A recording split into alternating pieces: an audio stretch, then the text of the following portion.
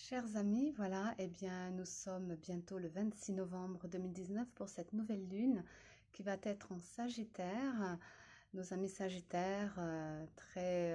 positifs, très donc optimistes, très expansifs,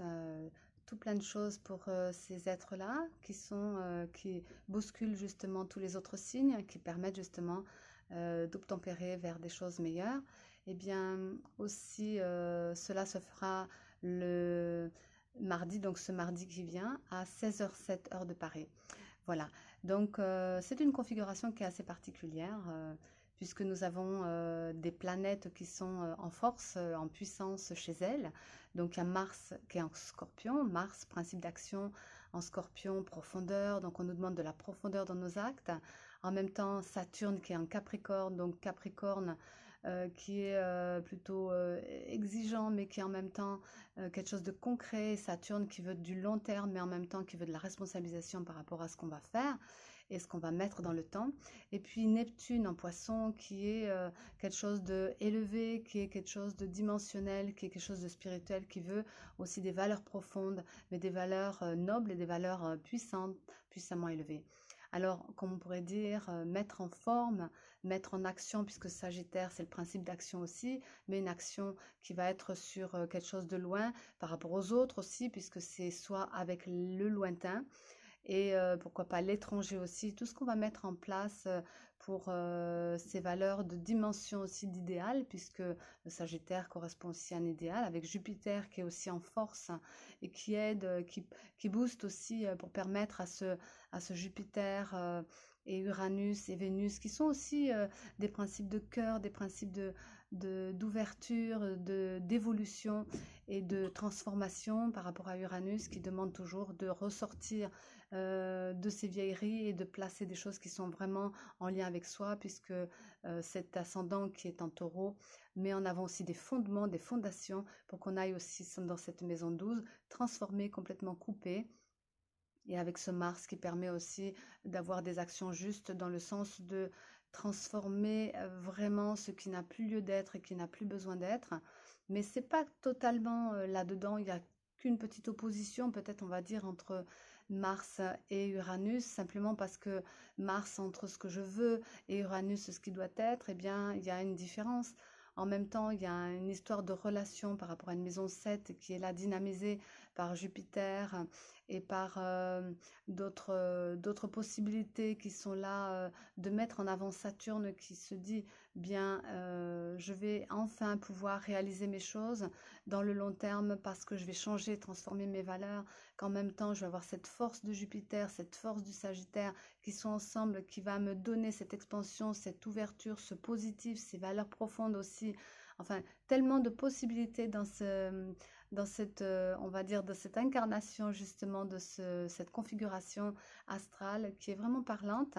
et qui donne beaucoup de valeur, de profondeur et de dimension à tout ce que l'on peut faire. Donc tout est possible à partir du moment où on va gérer, modérer,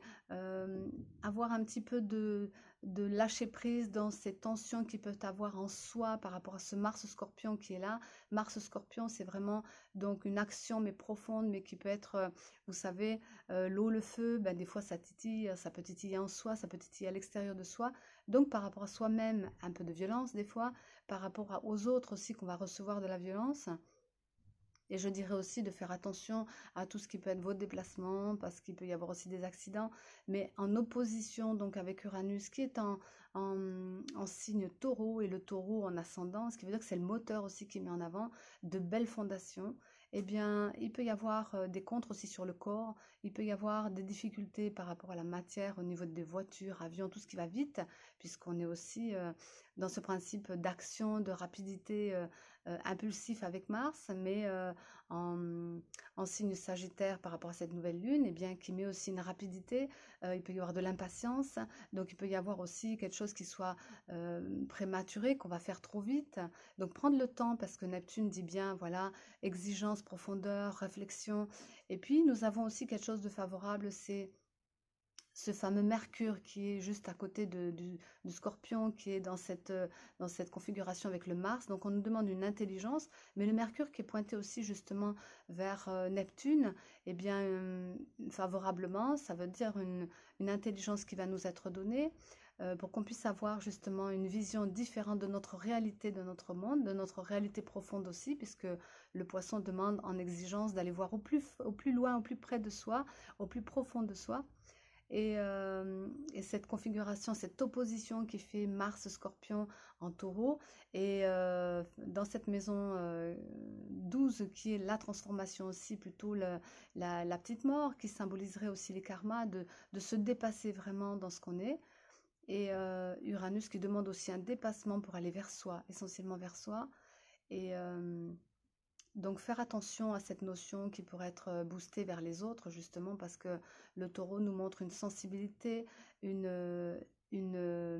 cœur aussi, puisque cette sensibilité vénusienne qu'on retrouve aussi par rapport à cette lune, et que Vénus aussi avec Jupiter met en avant une configuration avec Uranus qui est positif, qui est vraiment de nous aider justement à avoir cette douceur, comment dire, ce pétillement, cette expansion, mais qui va vraiment pour un meilleur de soi, pour mettre en avant le meilleur de chacun, et que vraiment avec ce Sagittaire en lune et ce Sagittaire en soleil, puisque c'est conjonction tous les deux, et bien à 4 degrés, vraiment, ils n'ont pas tellement de différence. Du coup, mettre en avant cette notion de pétillement, mais comment je pourrais dire ça, de faire vraiment vibrer en soi sa corde sensible optimiste, et qui va mettre en avant des actions, puisque c'est du feu aussi, mais comme ça titille des fois aussi, il y a le feu et l'eau entre la lune et le soleil, mais ce Sagittaire est quand même en force et en puissance, il y a Jupiter qui est avec lui, et qui est aussi le maître du Sagittaire, et qui va permettre justement dans cette configuration de nous donner des élans, si on va pas trop vite, mais qu'on met en place ces nouvelles graines dans cette nouvelle lune, qui va permettre que notre avenir soit différent, puisqu'il y a une forme de transformation dans tout ce qu'on nous demande. Eh bien, ça correspond peut-être un petit peu à quelque chose que je pourrais exprimer, que j'ai vécu en expérience avec un kinésithérapeute. Eh bien, quand il fait le laser, souvent j'ai des choses qui se passent, mon corps bouge, mon corps m'exprime, donc on pourrait parler de ce taureau aussi qui est très sensible au niveau du corps et qui peut ressentir vraiment ces choses profondément, et de percevoir avec le poisson des choses aussi très sensibles, et de mettre une action avec ce Mars favorable, avec une profondeur Scorpion. Bref, eh bien, il m'a fait vivre vraiment cette notion de pétillement, d'ouverture comme un feu d'artifice, voilà, du Sagittaire possible de cette nouvelle lune. Nous avons tout ça qui s'ouvre et tout un potentiel, vraiment un potentiel d'évolution possible, eh bien, mais avec un corps stable. Et je ressentais vraiment que j'avais cette ouverture possible, mais sans me dilapider, je veux dire, sans exploser, sans être dans une surdimension, sans être perdu dans l'infini de toutes ces idées aussi, puisque ce Mercure nous amène des pensées hautes, et bien des pensées profondes, mais un corps stable, une stabilité, parce que les fondations du taureau aussi permettent, et qu'en même temps, cette stabilité dans le corps, dans le fondement, qui peut être aussi cette maison 4, et bien dans la Vierge aussi, et il y a plein de planètes qui aident aussi, qui boostent aussi. Alors, soyons ouverts tout en étant centrés et posés sur quelque chose, des fondations qui soient solides pour notre avenir. Eh bien, peut-être ça veut dire aussi des responsabilités, et puis avec le Capricorne, et quelque chose qui va être au plus près de soi, et des responsabilités par rapport à l'humanité aussi, mais parce qu'on va se mettre en avant dans nos valeurs profondes, et qu'on va mettre en avant quelque chose qui dépeint vraiment de nous, et des choses qu'on a vraiment envie aussi, et dans cette notion d'harmonique aussi qui peut être poisson-balance, et cette notion de démarrage avec le bélier, avec des actions possibles dans son rayonnement avec le lion, mais je veux dire, la plupart de ça, c'est quand même de permettre une envergure, une évolution de ce que l'on est, et pour aider vraiment, pour servir l'humanité, pour s'aider déjà soi-même à mettre en avant ses valeurs, ses profondeurs, ce qui nous plaît.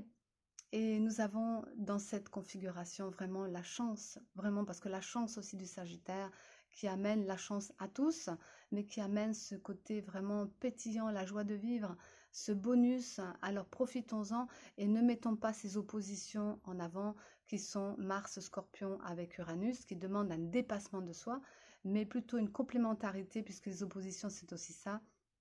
Complémentarité dans le sens que cette maison en taureau, ce signe en taureau, et en maison 12, eh bien, on transforme vraiment ses fondations, ses bases, pour que les bases soient solides et qu'on puisse s'engager vraiment sur des choses qui nous parlent, qui nous plaisent et qui nous permettent justement d'être le meilleur de nous-mêmes. Alors, je vous souhaite plein de bonnes choses pour ça. Et puis, je voudrais exprimer aussi que, bien sûr, que on fait des rencontres et que dans ces rencontres, des fois dans les situations ou dans les relations, c'est pas toujours évident. Alors remettons en place tout ça et revoyons tout ça pour que ce ne soit pas sur des petitesses, qu'on puisse le mettre sur des valeurs, sur des profondeurs et des hauteurs. Eh bien,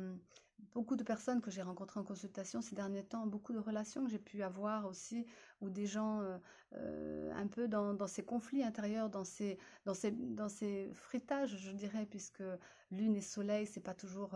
évident, c'est le feu et l'eau, donc ça titille, ça fait masse des fois. Eh bien, faisons attention à nos façons de dire, de faire et d'être. Eh bien, j'ai rencontré beaucoup de gens qui étaient dans des conflits intérieurs, conflit avec les autres, mais en même temps tout ce qui est magique, caché, parce que Sagittaire c'est aussi la notion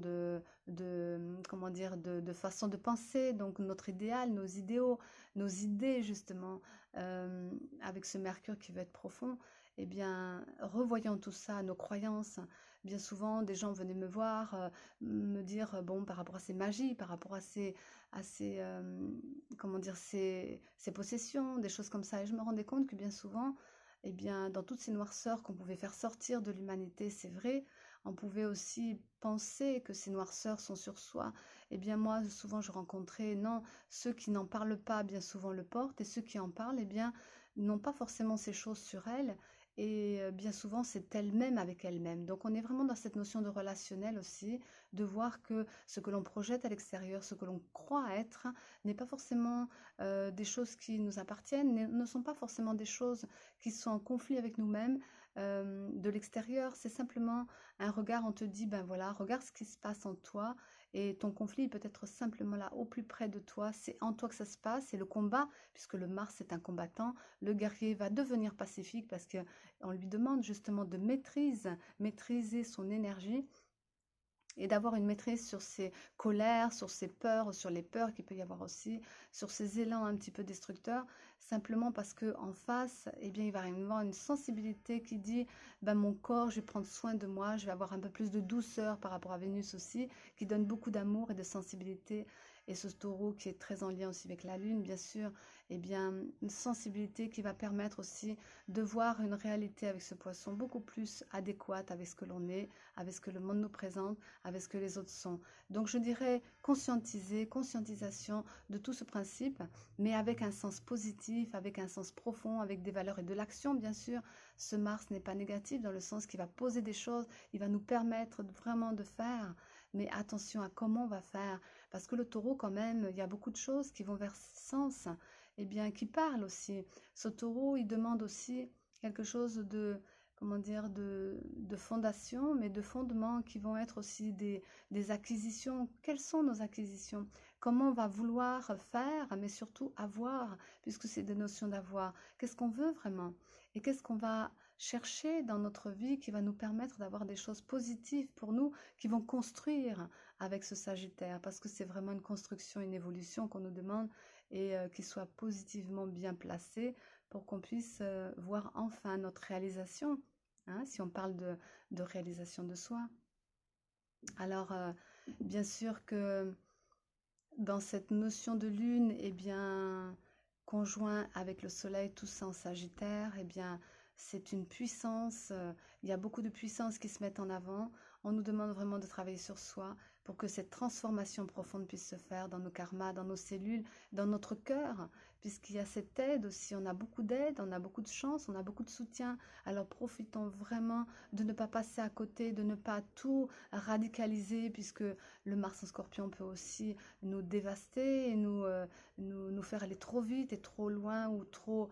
trop vite dans l'impulsif, dans le sens qu'on pourrait dire ou faire des choses qui sont au-delà de nous et détruire. Et dans nos erreurs, eh bien, on aura la chance certainement de pouvoir ensuite rétablir l'ordre. Mais ne cassons pas tout et permettons justement cette belle construction d'avenir et de positif et d'expansif, justement parce que on va bientôt pouvoir poser tout ça dans le temps, avec cette humanité, avoir cet esprit d'humanité en soi, d'avoir ces valeurs au fond de soi. Et je dirais pour terminer, eh bien, valeur, donc profondeur, valeur et élévation de soi, mais pour le bien de tous. Et c'est ce qui va nous permettre d'être en phase avec cette lune, nouvelle lune en scorpion, en Sagittaire, pardon, de cette nouvelle lune qui est favorable, vraiment très favorable et positive. À bientôt.